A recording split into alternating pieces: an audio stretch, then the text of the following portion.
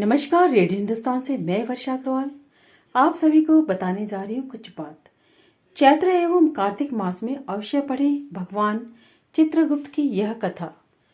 मंत्री श्री धर्मराजस्य चित्रगुप्तः शुभकरं पायानमं सर्व पापेभ्यं शरणागत वत्सलः।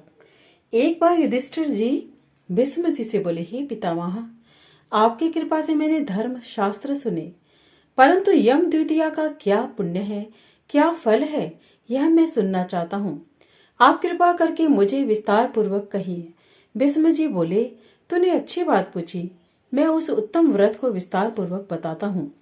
कार्तिक मास के उजले और चैत्र के अंधेरे के पक्ष की जो द्वितीया होती है वह यम द्वितीया कहलाती है। युधिष्ठिर जी बोले, उस कार्तिक के उजले पक्ष की द्वितीया में किसका पूजन करना चाहिए और चैत्र महीने में यह व्रत कैसे हो, इसमें किसका पूजन करें। भीष्म जी बोले, हे युधिष्ठिर, पुराण संबंधी कथा कहता हूँ, इसमें संशय नहीं कि इस कथा को सुनकर प्राणी सब पापों से छूट जाता है।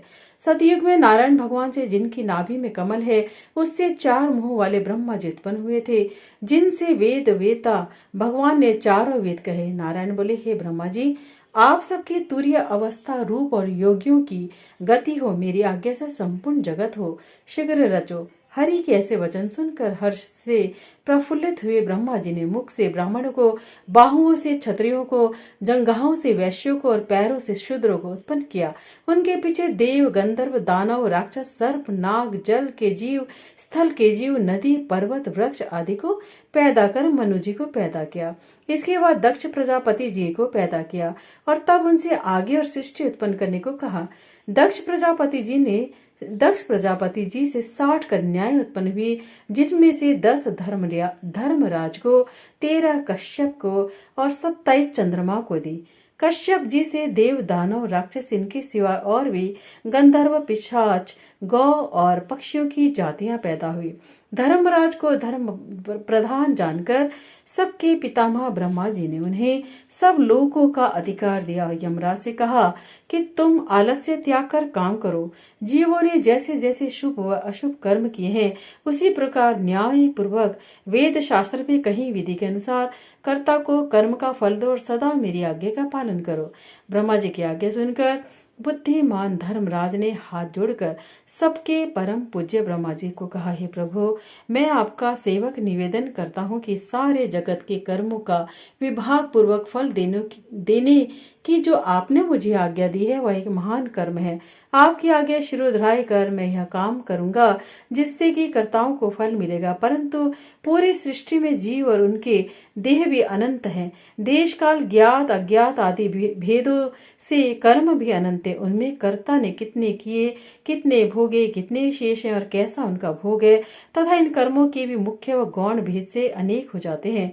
वह एवं कर्ता ने कैसे किया, स्वयं किया है, दूसरे की प्रेरणा से किया, आदि कर्म चक्र महागण है, अतः मैं अकेला किस प्रकार इस भार को उठा सकूंगा। इसलिए मुझे कोई ऐसा सहायक दीजिए तो जो धार्मिक, न्यायिक, बुद्धिमान, शीघ्रकारी, लेख कर्मी, विज्ञ, चमत्कारी, तपस्वी, ब्रह्मनिष्ठ और वेद शास्त्र का ज्ञाता हो। धर्मराज के इस प्रकार प्रार्थना पूर्वक किए हुए कथन को विधाता सत्य जान मन में प्रसन्न हुए यमराज का मनोरथ पूर्ण करने की चिंता करने लगे कि उक्त सब गुणों वाला ज्ञानी लेखक पुरुष होना चाहिए, उसके बिना धर्मराज का मनोरथ पूर्ण न होगा। तब ब्रह्मा जी ने कहा, हे धर्मराज, तुम्हारे अधिकार को मैं सहायता करूंगा। इतना कह ब्रह्मा जी ध्यान मग्न हो गए। उसी अवस्था में उन्होंने 1000 वर्ष तक की तपस्या की। जब समाधि खुली तब अपने सामने श्याम रंग, कमल नयन, शंख की सी गर्दन, गूढ़ सिर, चंद्रमा के समान मुख वाले, कलम दावात और पानी हाथ में लिए हुए महाबुद्धि, देवताओं का मान बढ़ाने वाला, धर्म के विचार में महाप्रवीण लेखक, कर्म में महाचतुर पुरुष को देख उससे पूछा कि तू कौन है। तब उसने कहा, हे प्रभु, मैं माता पिता को तो नहीं जानता, किंतु आपके शरीर से प्राकट्य हुआ, इसलिए मेरा नामकरण कीजिए और कहिए कि मैं क्या करूं। ब्रह्मा जी ने उस पुरुष के वचन सुन अपने हृदय से उत्पन्न हुए उस पुरुष को हंस कर कहा, तू मेरी काय से प्रकट हुआ है, इससे मेरी काय में तुम्हारी स्थिति, इसलिए तुम्हारा नाम कायस्थ चित्रगुप्त है। धर्मराज के पूर्व में प्राणियों के शुभाशुभ कर्म लिखने में उसका तू सखा बने, इसलिए तेरी उत्पत्ति हुई है। ब्रह्मा जी ने चित्रगुप्त से यह कहकर धर्मराज से कहा, हे धर्मराज, यह उत्तम लेखक तुझको मैंने दिया है जो संसार में सब कर्म सूत्रों की मर्यादा पालने के लिए है। इतना कहकर ब्रह्मा जी अंतर ध्यान हो गए। फिर वह पुरुष चित्रगुप्त कोठी नगर को जाकर चंड प्रचंड ज्वालामुखी काली जी के पूजन में लग गया। उपवास कर उसने भक्ति के साथ चंडिका जी की भावना मन में की। उसने उत्तमता से चित्त लगाकर ज्वालामुखी देवी का जप और स्त्रोतों से भजन पूजन और उपासना इस प्रकार की है, जगत को धारण करने वाली जब तुमको नमस्कार है, महादेवी तुमको नमस्कार है, स्वर्ग मृत्यु पाताल आदि लोक लोकांतरों को रोशनी देने वाली तुमको नमस्कार है, संध्या और रात्रि रूप भगवती तुमको नमस्कार है, श्वेत वस्त्र धारण करने वाली सरस्वती तुमको नमस्कार है, सतरज तमगुण रूप देवगणों को कांति देने वाली देवी हिमाचल पर्वत पर स्थापित आदिशक्ति चंडी देवी तुमको नमस्कार है, उत्तम और न्यून गुणों से रहित वेद की प्रकृति करने वाली 33 कोटि देवताओं को प्रकट करने वाले त्रिगुण रूप निर्गुण गुण रहित गुणों से परे गुणों को देने वाले 3 नेत्रों वाली 3 प्रकार की मूर्ति वाली साधकों को वर देने वाली दैत्यों का नाश करने वाली इंद्रादि देव को राज्य देने वाली श्री हरि से पूजित देवी है चंडिका। आप इंद्रादि देवों को जैसे वरदान देती है वैसे ही मुझको भी वरदान दीजिए। मैंने लोगों के अधिकार के लिए आपकी स्तुति की है, इसमें संशय नहीं। ऐसी स्तुति को सुन देवी ने चित्रगुप्त जी को वर दिया। देवी जी बोली, हे चित्रगुप्त, तूने मेरा आराधन पूजन किया, इससे मैंने आज तुझको वर दिया है कि तू परोपकार में कुशल अपने अधिकार में सदा स्थिर और असंख्य वर्षों की आयु वाला होगा। यह वर देकर दुर्गा देवी जी अंतर ध्यान हो गई। उसके बाद चित्रगुप्त धर्मराज के साथ उनके स्थान पर गए और आराधना करने योग्य अपने आसन पर स्थित हुए। उसी समय ऋषियों में उत्तम ऋषि सुशर्मा, जिसको संतान की चाहना थी, ने ब्रह्मा जी का आराधन किया। तब ब्रह्मा जी ने प्रसन्नता से उसकी इरावती नाम की कन्या को पाकर चित्रगुप्त के साथ उसका विवाह किया। उस कन्या से चित्रगुप्त के 8 पुत्र उत्पन्न हुए, जिनके नाम ये हैं 4 सुचारु, चित्र, मतिमान, हिमवान, चित्रचारु, अरुण और 8वां अतीन्द्रिय। दूसरी जो मनु की कन्या दक्षिणा चित्रगुप्त से विवाही गई, उसके 4 पुत्र हुए। उनके भी नाम सुनो, भानु, विभानु, विश्वभानु और वीर्यवान। चित्रगुप्त के 12 पुत्र विख्यात वीर पृथ्वी तल पर विचरे। उनमें से 4 मथुरा जी को गए, वहां रहने से मथुरा के हुए। हे राजन, सुचारु गौड़ बंगाले को गए, इससे वे गौड़ हुए। चित्रवट नदी के पास के नगर को गए, इससे वे भटनागर कहलाए। श्रीवास नगर में भानु बसे, इससे वे श्री वात्सल्य कहलाए। हिमवान अम्बा दुर्गा जी की आराधना कर अम्बा नगर में ठहरे, इससे वे अम्बस्ट कहलाए।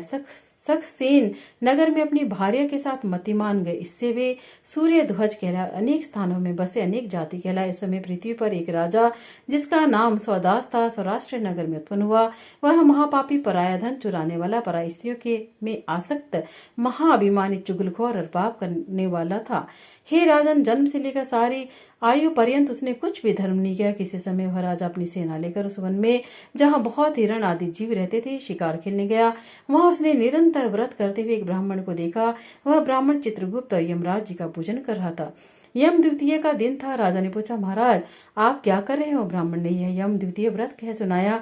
यह सुनकर राजा ने वही उसी दिन कार्तिक के महीने में शुक्ल पक्ष की द्वितीया को धूप तथा दीपादि सामग्री से चित्रगुप्त जी के साथ धर्मराज जी का पूजन किया। व्रत करके उसके बाद वह अपने घर में आया।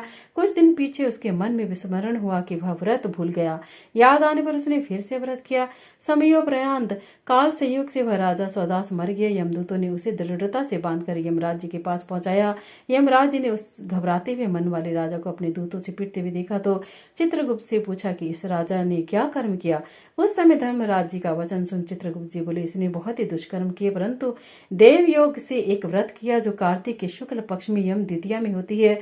उस दिन आपका और मेरा गंध, चंदन, फूल आदि सामग्री से एक बार भोजन के नियम से और रात्रि में जागने से पूजन किया। हे देव, हे महाराज, इस कारण से ही राजा नरक में डालने योग्य नहीं है। चित्रगुप्त जी के ऐसा कहने से धर्मराज जी ने उसे छुड़ा दिया और वह इस यम द्वितीया के व्रत के प्रभाव से उत्तम गति को प्राप्त हुआ।